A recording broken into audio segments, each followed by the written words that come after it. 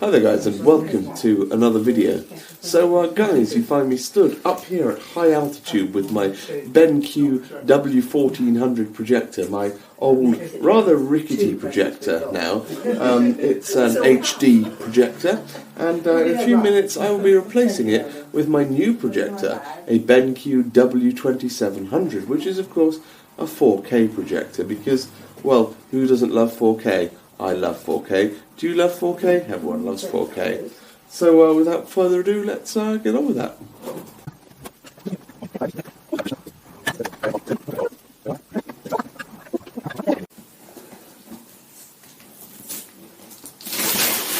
Oh look! There's a BenQ box. Oh, what a lovely thing that is. No, it's not very sticky. Oh look, what's this? Reproduce cinematic colour accuracy. Well, it's definitely for you, isn't it? There's you in the word colour. Definitely American. Oh, how exciting. Well, this appears to be a 4K HDR Cine Prime projector by BenQ. Should we open it up? Open it.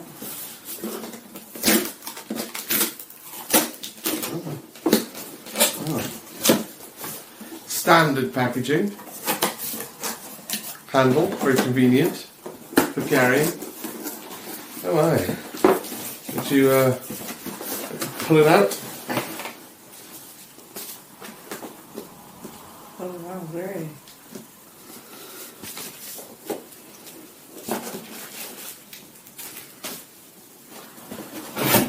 Oh.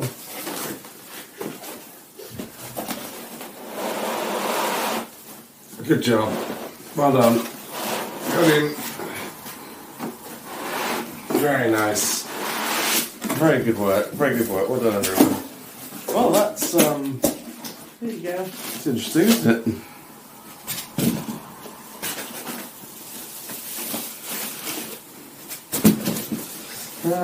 Well, it seems to be about the same weight as the last one. Very well packaged. Don't get any scratches on that. Oh, I think it's slightly bigger. It does look bigger. You can try. Getting a bit caught. Thank you very much. Well, I think it's bigger. What do we have on the back? A number of inputs.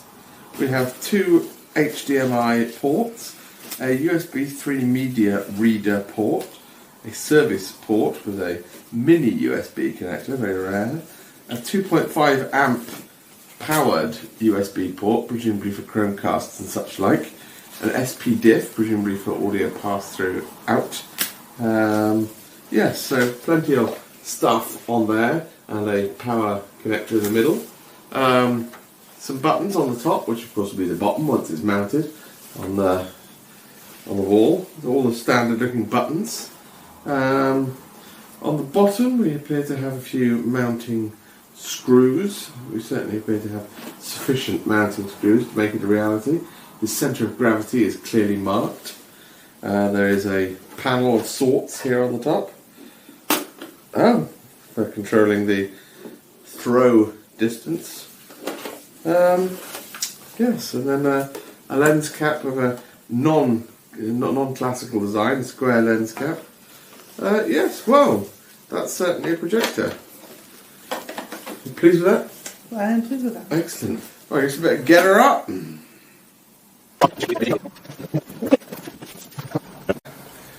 Kehoe brand batteries. It's a name you know. It's a name you trust.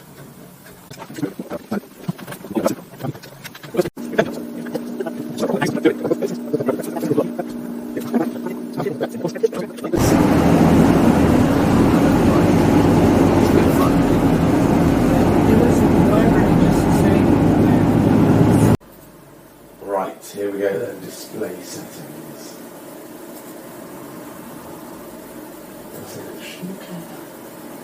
Detected it as a 4K device. Here we go, eyes down for full house.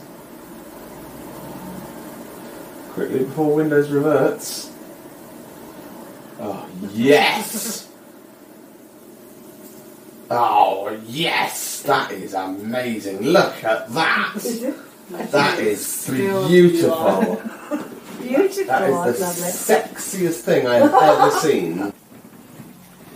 Now, in addition to that, I also got myself a Google Chromecast Ultra, hoping to make great use of the 4K. But sadly, it doesn't seem to have enough oomph to carry its 4K 60 frames 10-bit per channel signal across the length of HDMI cable I have, which is only 6 meters, I should add. So I've got myself a Link. It's a name you know, it's a name you trust, an ultra slim and flexible 18 gigabit per second cable, 4K Ultra HD, HDMI active optical fibre cable, 4K Ultra HD at 60 Hz, no external power required, 4K at 60 Hz, 444 8-bit UHD stuff.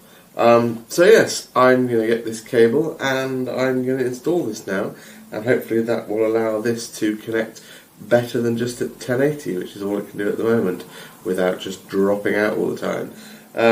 I have got an inline HDMI repeater power booster Boyo, which I can plug in immediately before this, just to make sure that all is good to go.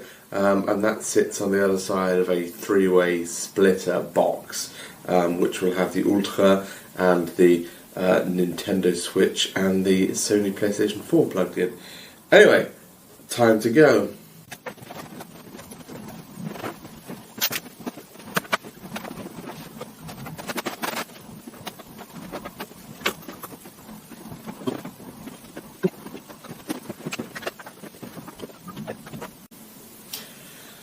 So, this is the existing 6-meter cable. There are 2 inputs on the projector. The first input just goes straight to the PC. That's a 5-meter cable actually, and that one is having no problems outputting from a GTX 1070 4K HDR 60 frames or that malarkey. But this one, a 6-meter cable, going from my splitter, even with the power injector bad boy, works fine on HD with the PS4 and the Switch, and works fine with the Chromecast Ultra in HD, but will not carry the 4K from the Chromecast Ultra. The screen just comes off and on repeatedly over and over again. So I will have this bad boy out.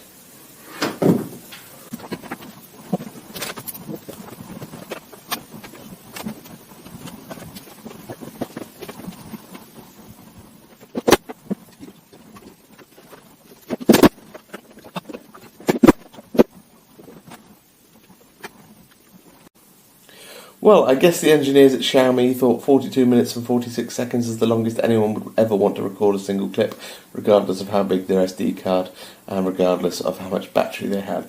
So that, of course, stopped recording while I was down on the floor doing me gubbins, but hammer time is well and truly over. The cables are more or less neatly back in the conduit, and the conduit is now fully secured. So we've got a bunch of cables coming in down here, and there's one HDMI cable that goes straight in the back of the PC, and then the other HDMI cable comes up here and goes into this fabulous booster thing. Don't know if it's any good, but powered by USB from the PC, and then a short length of cable here which goes into my Mr. OCOA, where we have the cable from the Switch. Actually, the Switch isn't currently connected, but all the cables are there to plug it in a moment.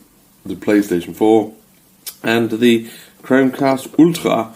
And the Chromecast Ultra, I have made use of the special feature whereby the USB cable that powers it, down at the plug end somewhere or other down here, I don't know, can take an Ethernet cable, and that way you can have wired Ethernet into your Chromecast. I don't know, there's a bunch of stuff down there. It's all very untidy. Yeah, so I'm going to power the projector back on now and see whether the Chromecast is good to go. Well, I don't think I knocked it too badly while I was up there playing around with cables. Looks like it's just about to come on. Right, there we go.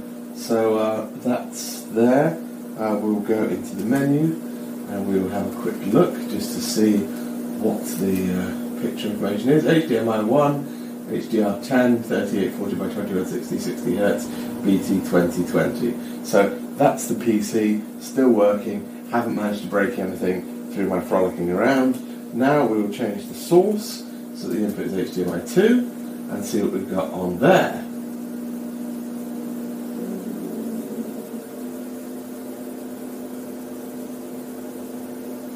HDMI 2. Let's go into the menu. No, apparently we're not going to go into the menu. HDMI 2, menu, HDMI 2, 3840 by 20. No, okay, it's just freaking out. Well, I'm pleased to say it is doing exactly what it was doing before I swapped those cables out. So that was a complete and total waste of time. Right, and one brief interlude later, after getting mildly annoyed, I now have the input from the Chromecast,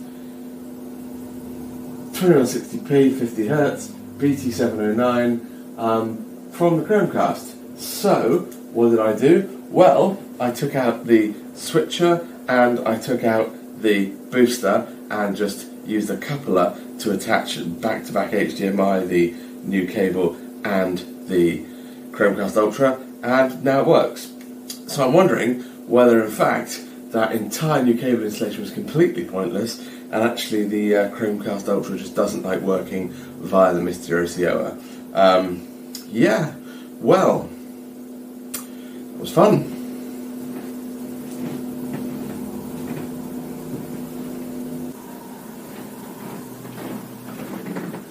Well, as I'm basically no further on than when I started, all that remains is for me to unwreck the room, I suppose.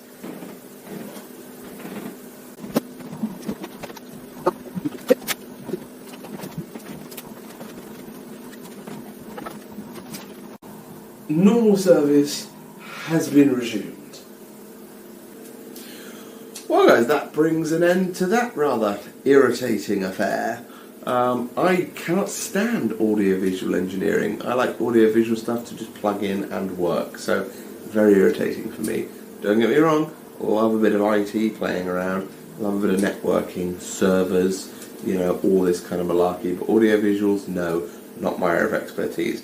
But, you know, I have now freed up this fabulous 6-metre copper HDMI cable and replaced it with a ridiculously expensive, I think I paid like 50 quid for it, 5-metre fibre HDMI cable of the highest quality. So that was a bit of a waste of money. I mean, at least I do have a working PC outputting at 4K and a working Chromecast Ultra putting out at 4K, but I've had to bypass the switch box, so can't use the Nintendo Switch or the PS4 at the moment. But hey, then I've taken this box out. I mean, this just appears to be a total waste of time. Absolute toff.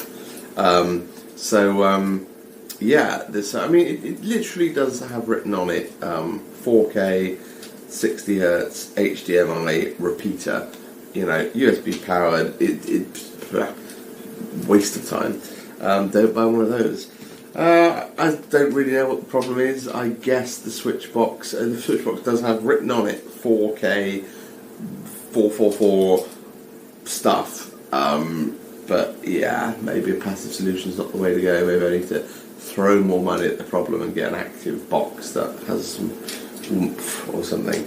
If you know about audiovisual engineering, then do comment below to let me know what your recommendation would be for the next thing to piss some more money away on. Anyway guys, that's about all we've got time for now. I hope you found the video interesting and informative. And as always guys, please do feel free to comment below. But for now guys, there's very little more for me to say, aside from, I do look forward to seeing you in the next video. But, for now guys, it's a goodbye.